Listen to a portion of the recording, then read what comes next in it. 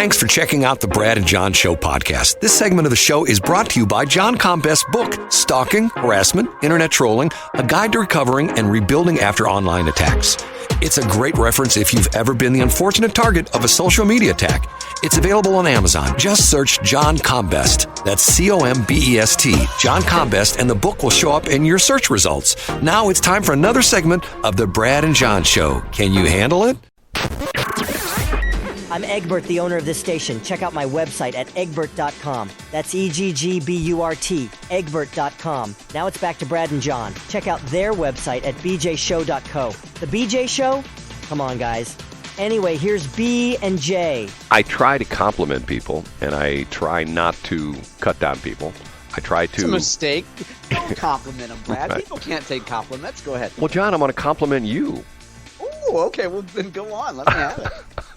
Yesterday, I've done this from time to time, and once again, there's two personalities on their show. There's John, who's the smart guy, and there's Brad, who's the dumb guy. That's John. Hardly. Go ahead. I'm Brad. Go ahead. Okay. So I drive around in my car, and I spend probably too many hours in my car driving here, driving there, doing this, calling on clients, fixing transmitters, stuff like that. Okay. I listen to a lot of radio because I talk the talk and I walk the walk literally. I believe radio is still very much a part of society, very much a part of our media landscape. And it's not just me, it's Nielsen, who still says over 90% of the adult population listens radio at least once a week. But I have a habit of listening to things, and as I'm punching buttons, sometimes I come in on a conversation midway through and I don't know who the players are. And I mentioned this yesterday, that I was listening to a show on Friday, and there was a guy giving the breakdown of the governor's race for the state of Missouri, talking about specifically how he felt that Jay Ashcroft had sort of lost his lead and was not really doing everything he could. And John comes up while we're on the air. John does the research. John is the king of the internet. John researches who was on the show on Mark Ridden's show on on Friday afternoon. Figures out his name is Gregg Keller. Is that correct? Yeah, that's correct. And then John reaches out to him through Twitter, essentially when he puts our show up, and he sends out his tweets. I don't know what you call them anymore. Do you call them tweets? Do you call them X's? Yeah, they're just tweets. Yeah, I guess technically they're called X posts, but we could just call them. Most people colloquially will call them tweets. Right, they're still tweets. So Gregg Keller reaches back out. And I think he's now following, I know he's following you. I think he's following me now as well. And I'm thinking to myself, this John guy's got his act going on, man. He's plugged in. He says things on Twitter, and people, John says jump, and these people on Twitter respond, says, how high, John? How high should we jump? I mean, that's how good John is. Well, first of all, I know that that's coming from a good place. And thank you, Brad. Yeah, I mean, Greg, the other question is, Brad, why... And we've had this conversation over a long period of time. Why would you be surprised that people that are the top tier decision makers, whether in Missouri or in Washington, D.C., listen to our show? If I told you people that reacted to our show to me personally yesterday about topics we discussed, I mean, I can't say it to you because you would end up saying it on the air.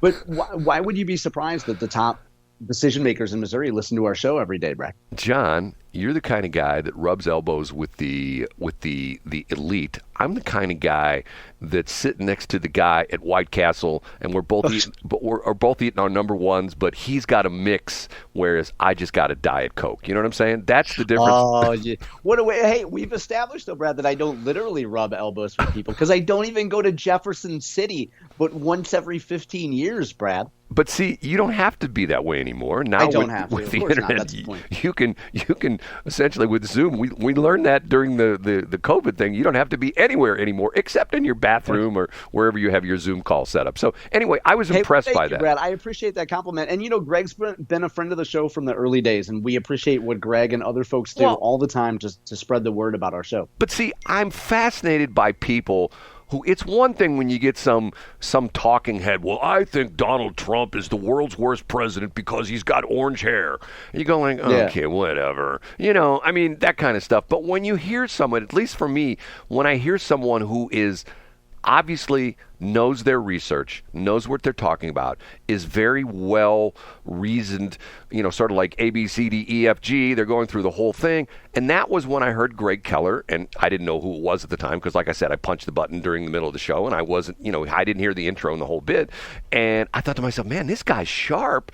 And he's fantastic. Yeah. And let's give a shout out to Gregg, too. So Gregg began, I think it's important to mention, Gregg began in the U.S. Senate campaign of Jim Talent back in 2002, which is when I met Gregg 22 years ago. He might have even started back then in 01, was a graduate of Florida State University, grew up in Clayton, and has built himself into, if not the top Republican mind in Missouri, he's at least in the conversation. If you put those folks, if you line them up of the brightest political minds, he's the guy that you want. If you're running for governor or you're running statewide, or for any race, you want to at least know where Gregg is, and you want to get him if you can afford him. Now, and once again, and I don't mean this in a disrespectful way, but he's a hired gun. You hire him for your campaign. Sure. Of course, yeah. And he comes in and he does all the stuff he does, like essentially what he was talking about on Friday.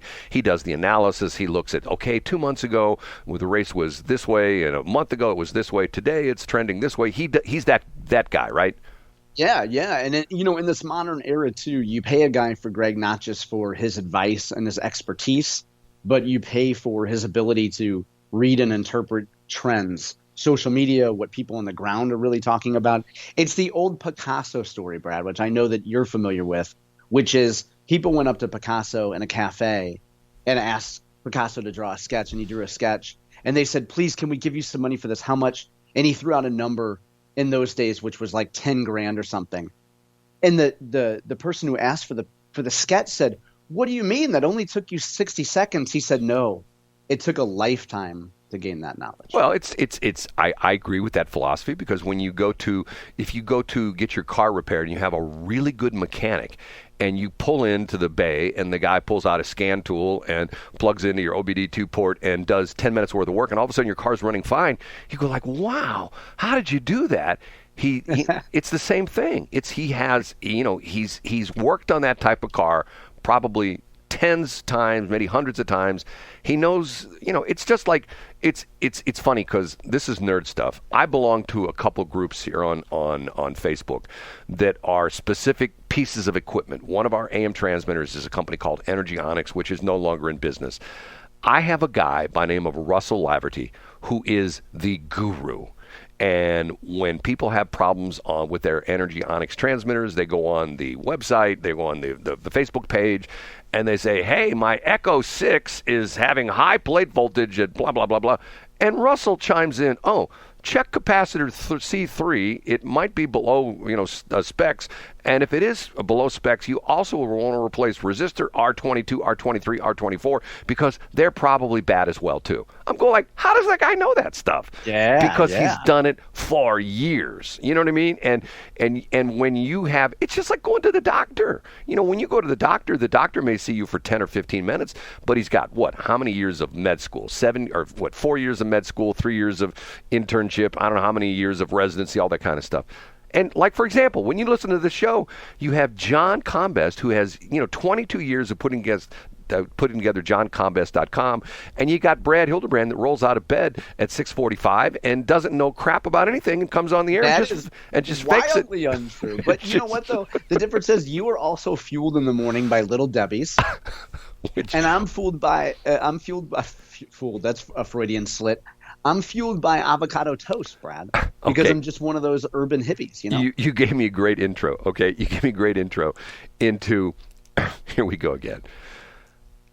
I don't do this to tick off people. I do it as sort of a funny thing because of the fact that there's a particular place I go when I get off the air, and I won't say where it's at. Well, I would say it's a Schnucks, but I'm not going to tell you which Schnucks it is. But there are more and more, shall we say, panhandlers who sit outside this particular Schnucks, okay? And there's one guy who's there every single morning, and he says to me, "Hey, man, can you give me some money for food?" So there have been times when I've given the guy money, sometimes a couple bucks, sometimes 5, sometimes it's 10, okay? So yesterday I thought to myself, you know what? The guy's asking for food.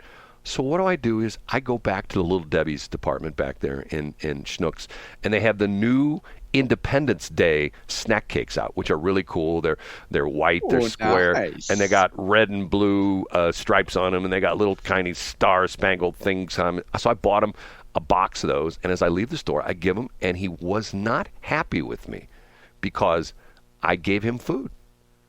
And he said, did he want the drugs directly or the alcohol directly? Like, was that his point? I guess he wanted me to just give him Just a beer, hey man, ice or something? Here's a bottle of Jack I bought for you. A box of Newports that he could trade for some fentanyl or something? Right. So once again, and you know what? I have to tell you something. I don't, maybe it's the area that I'm in, but I'm telling you, I see more and more homeless people in the St. Louis area all the time. And I gave this story about I have a friend of mine that still lives way up in North County, almost, matter of fact, not too far from where I went to high school at the original Hazelwood High School. And I was up in that neck of the woods last week. I was buying something on Facebook Marketplace, place where I told the story last week about. It was in the subdivision where I got pulled over, almost thrown in jail one night by the St. Louis County Police. And I couldn't believe how many homeless people are now living under the new Halls Ferry overpass of 270. I find that hard to believe, though, because I just heard the Biden administration say that inflation is slowing, Brad. The rate of change is slowing. Yeah, so right. Why don't you tell the homeless guy outside of the unnamed Schnucks that the president said it's okay? It could almost be like a Juneteenth message. Remember on Juneteenth when everybody got the message and had a big party? What if you told that gentleman that the Biden administration has declared that the rate of change for inflation is actually slowing and everything's fine? He probably doesn't even know that, Brad. He doesn't watch CNBC. Right. Hopefully he doesn't listen to MSNBC either. So because not on the weekend, not to hear Ellie Eischer or whatever that guy's name is. Belshi. I still haven't found out. Billie Eilish Eischer. Billie Eilish Eischer. Okay. Couple stories here. This one caught my attention. Caitlin Clark, she's the Wonder Girl from a state north of us. Oh, this is so good. You know what I'm talking about? Her boyfriend? I know exactly where you're going with this. Caitlin Clark's boyfriend has, according to the title here, it says, Caitlin Clark's boyfriend appears to endorse the idea of the Fever, which is the team she's playing on, bringing in an enforcer after foul drama. What this comes to is on an inbound pass, one of the teams she was playing against, the lady just literally, Caitlin Clark was not even, she didn't even have the ball. She was standing, away from the baseline. It was an inbound pass. I don't even think she got the inbound pass. But you saw the video, right? I did, yeah. And by the way, Brad, I take issue with lady. Boy, you are being generous this morning. Well, the lady who was standing next to her, guarding her, gives her a mean hip and shoulder check and literally knocks Caitlin off her feet, okay? And once again, they were not even in the play. Neither of them had the ball. They were just side by side. One was, defense was guarding offense. In this case, Caitlin was on the offense. And this lady hip checks her literally off the court. Hip checks her so hard, she falls off the court. And I think Caitlin did a little bit of, what do they call that in soccer? Flopping. A little flopping. I think there was a little flop involved. But if you watch the slow-mo version of it, she hip checks her pretty hard. It's not like a little love tap.